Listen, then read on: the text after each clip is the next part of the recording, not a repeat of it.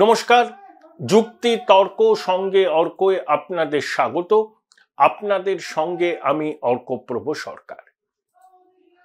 ভারতের বিদেশমন্ত্রী জয়শঙ্কর ডোনাল্ড ট্রাম্পের শপথ গ্রহণ অনুষ্ঠানে গিয়েছিলেন, একেবারে প্রথম সারিতে বসেছিলেন। শপথ গ্রহণ অনুষ্ঠানের পর তিনি অস্ট্রেলিয়া এবং জাপানের বিদেশমন্ত্রীর সঙ্গে ইনফরমালি কথা বলেছেন এবং আমেরিকার যে নতুন বিদেশ সচিব মার্কো রুবিও তার সঙ্গেও বৈঠক করেছেন। এই মার্কো রুবিওকে চীন নিষিদ্ধ করেছিল, তিনি ঘোষিত চীন বিরোধী। কোয়াডের বৈঠক হবে, তার আগে এটা প্রস্তুতি। ওয়াল স্ট্রিট জার্নাল খবর করেছে যে ডোনাল্ড ট্রাম্প নরেন্দ্র মোদীর সঙ্গে সাক্ষাতের ব্যাপারে ভীষণ রকম আগ্রহী। ওয়াল স্ট্রিট জার্নাল তো একটা স্বনামধন্য পত্রিকা এবং তার খবরের গুরুত্ব অন্য পত্রিকার থেকে অনেক বেশি। ওয়াল স্ট্রিট জার্নাল ট্রাম্পের অ্যাডভাইজারদের কোট করে এই খবরটা জানিয়েছেন। ট্রাম্প শি জিনপিংকে ফোন করেছিলেন। অনেকে বলছেন তার দায়িত্বভার নেওয়ার প্রথম 100 দিনের মধ্যে ট্রাম্প ভারতেও যাবেন, চীনেও যাবেন।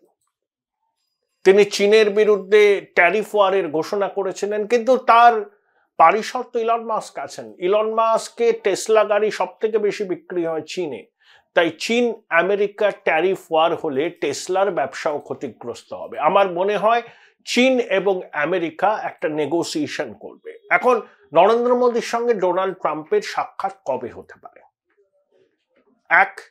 সামনের মাসে নরেন্দ্র মোদী আর্টিফিশিয়াল ইন্টেলিজেন্সের একটা অনুষ্ঠানে, ভারত সেখানে কো চেয়ার, প্যারিসে যাচ্ছেন, সেখানে ট্রাম্পেরও থাকার কথা।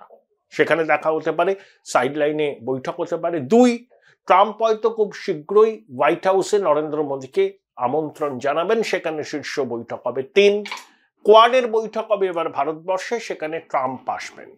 তাহলে কোনটা আগে হবে এটা নিয়েই প্রশ্ন। তবে অনেকে বলছেন যে প্যারিসে আর্টিফিশিয়াল ইন্টেলিজেন্সের যে অনুষ্ঠানটা আছে সেখানে প্রধানমন্ত্রী মোদী যাচ্ছেন, ট্রাম্পও যাবেন, সেখানে পার্শ্ব বৈঠক হবে, তারপরে হোয়াইট হাউসে যাবেন।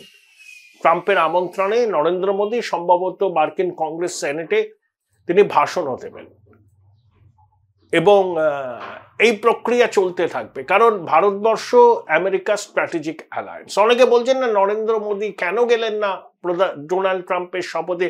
ট্রাম্প কি তাকে আমন্ত্রণ জানিয়েছেন? ভারতবর্ষের কোনো প্রধানমন্ত্রী কোনো বিদেশি রাষ্ট্রপ্রধানের শপথ গ্রহণ অনুষ্ঠানে যায় না, এটা আমাদের কূটনৈতিক প্রটোকল। এস জয়শঙ্কর গেলেন, মুকেশ আম্বানি গেলেন, নীতা আম্বানি গেলেন, আর নরেন্দ্র মোদী আমন্ত্রণ পেলেন না। এই ধরনের কথা যারা বলছেন, আমার মনে হয় তারা ইচ্ছা করে বিষয়টাকে নিয়ে জলঘোলা করতে চাইছেন। যাকে সেই বিষয়টা তো মিটে গেছে। এখন ভারত আমেরিকার সম্পর্ক কিরকম হবে? H1B ভিসা একটা কন্টেনশিয়াস ইস্যু। ট্রাম্পের প্রথম জমানায় H1B ভিসা ট্রাম্প দিতে চাননি, তার মনে হয়েছিল যে আমেরিকার মানুষের স্বার্থহানি হবে। কিন্তু ট্রাম্পের এখন সহযোগী এলন মাস্ক থেকে শুরু করে কর্পোরেট জায়ান্টরা, এলন মাস্ক নিজে বলেছেন তার কোম্পানিতে 700 জন এমন আছেন যারা H1B ভিসা নিয়ে কর্মরত। ট্রাম্প বলেছেন তার স্টেটেও H1B ভিসা নিয়ে কর্মরত মানুষজন আছেন। 85,000 H1B ভিসা লাস্ট ফিনান্সিয়াল ইয়ারে আমেরিকা ইস্যু করেছিল, তার 70% বেশি পেয়েছিল ভারতীয়রা, তারপরে ছিল চীন। 2015 থেকে 25 13 লক্ষ ভারতীয় H1B ভিসা নিয়ে আমেরিকায় গেছেন। আমরা এবছর সব থেকে বেশি রেমিটেন্স পেয়েছি, $139 বিলিয়ন। কিন্তু আমরা যদি এই মানে বিদেশে আমাদের মেধাকে যেতে আটকাতে পারতাম, তাহলে হয়তো আমরা প্রতি বছর অ্যাডিশনাল $20 বিলিয়ন করে রেভিনিউ পেতাম, কিন্তু সেটা হয়নি। আমার মনে হয় যে H1B ভিসা নিয়ে জটিলতা থাকবে না, ব্যাপারটা সহজ হবে। দেখুন, ভারত সরকার 18,000 ভারতীয়কে ফিরিয়ে আনছে আমেরিকা থেকে, তারা বেআইনিভাবে প্রবেশ করেছিলেন। অর্থাৎ একটা জেস্চার যে বেআইনিভাবে তুমি প্রবেশ করেছো, আমেরিকার সরকার কোন রকম কঠোর ব্যবস্থা নেওয়ার আগে ভারত সরকার নিজেদের উদ্যোগে তাদেরকে ফিরিয়ে আনছে। এই বেআইনিভাবে যারা ঢোকেন তারা অনেকে মেক্সিকো দিয়ে চলে যান, অনেকে কানাডা দিয়ে চলে যান, অনেকে সার্বিয়া প্রমুখ ইউরোপের দেশে যান, তারপরে ইউরোপের অন্য দেশে যান, সেখান থেকে আমেরিকায় চলে আসেন। তো 18,000 ভারতীয়কে ভারত সরকার ফিরিয়ে আনছে আমেরিকা থেকে। একটা বড় মুভ, এবং আমার মনে হয় যে এটা খুব সদর্থক একটা বার্তা দেবে। দেখুন, tariff war, Trump tariff king বলেছিলেন ভারতকে। দেখুন, ভারত আমেরিকা থেকে আগত পণ্যের উপর প্রচুর কর বসায়। আমি একটা এক্সাম্পল দেবো, হার্লে ডেভিডসন। আবার ভারত আমেরিকায় $77 বিলিয়ন এক্সপোর্ট করে।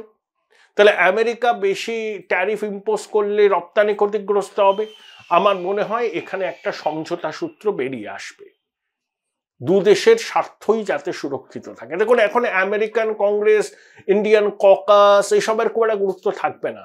এখন ট্রাম্পের অ্যাডভাইজার এলন মাস্ক প্রমুখই হচ্ছে ট্রাম্পের চালিকা শক্তি।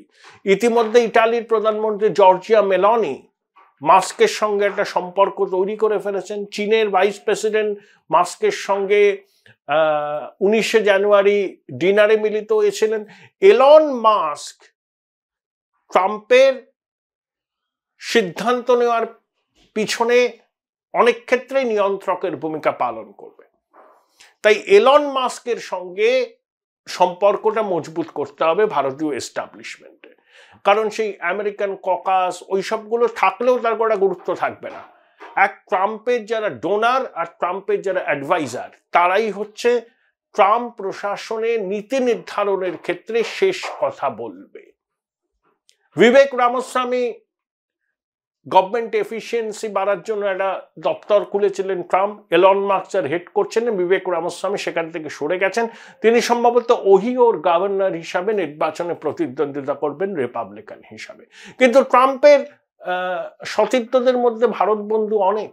National security advisor Mike Waltz, বিদেশ সচিব মার্কো রুবিও, FBI এর ডিরেক্টর কাশ প্যাটেল, যার সঙ্গে জয়শঙ্কর কথা বলেছেন, national intelligence director Tulsi Gabbard, Krishnan যিনি AI এর অ্যাডভাইজার, ইত্যাদি। তাই ভারতের সঙ্গে ডোনাল্ড ট্রাম্পের জমানায় সম্পর্ক ভালোই হবে।